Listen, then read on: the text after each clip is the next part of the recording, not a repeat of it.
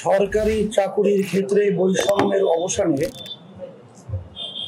কোটা সংস্কারের দাবিতে আন্দোলনরত ছাত্রছাত্রীদের উপর ছাত্রলীগের হামলার প্রেক্ষিতে সর্বস্তরের ছাত্রছাত্রীরা বিক্ষোভে ফেটে পড়ে। সেই বিক্ষোভ দমনে সরকারের আইন শৃঙ্খলা রক্ষাকারী বাহিনীর নজিরবিহীন নৃশংসতা, চরম নিপীড়নমূলক কর্মকাণ্ড ও পাখির মতো গুলি করে হত্যাকাণ্ডের প্রেক্ষিতে আয়োজিত আজকের এই সংবাদ সম্মেলনে উপস্থিত সাংবাদিক বন্ধুদের প্রতি কৃতজ্ঞতা ও শুভকামনা জানাচ্ছি। আহত এবং হতাহতদের পরিবারের প্রতি গভীরভাবে সমবেদনা ও শ্রদ্ধা জানাচ্ছি।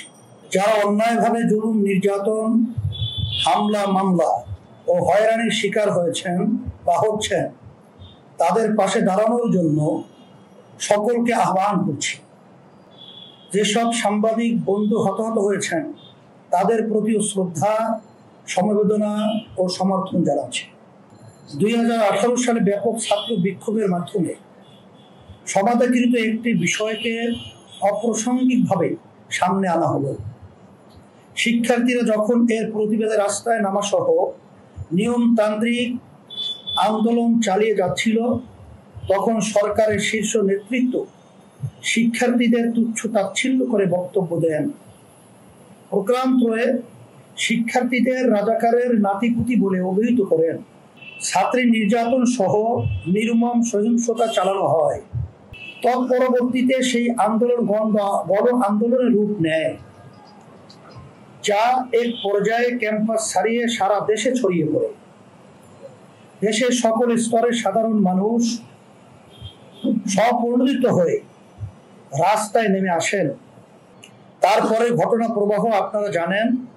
কারফিউ জারি করে দেশের গৌরব ও অহংকার, বিশ্ব শান্তি রক্ষায় অগ্রপথিক সেনাবাহিনী মোতায়েন করা হয়।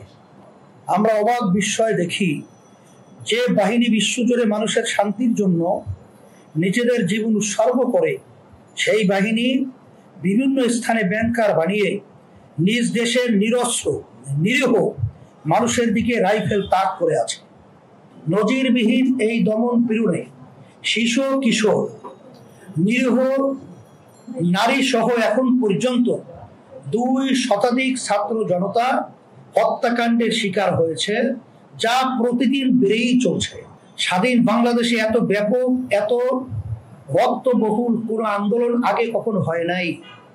এই আন্দোলন প্রতিহত করতে গিয়ে এই সরকার পোড়া মাটি নীতি গ্রহণ করেছে।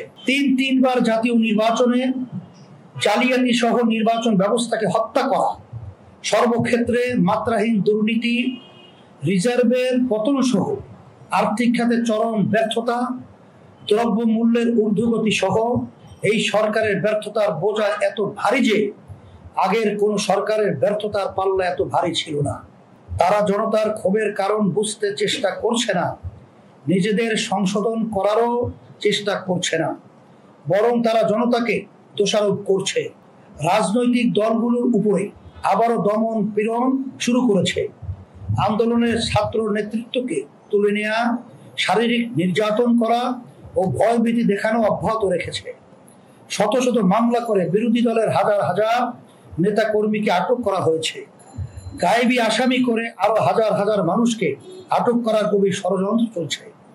বিরোধী রাজনৈতিক নেতৃবৃন্দকেও গ্রেপ্তার করা হয়েছে এবং রিমান্ডের নামে চরম নির্যাতন চালানো হচ্ছে, যা সংবিধান বিরোধী।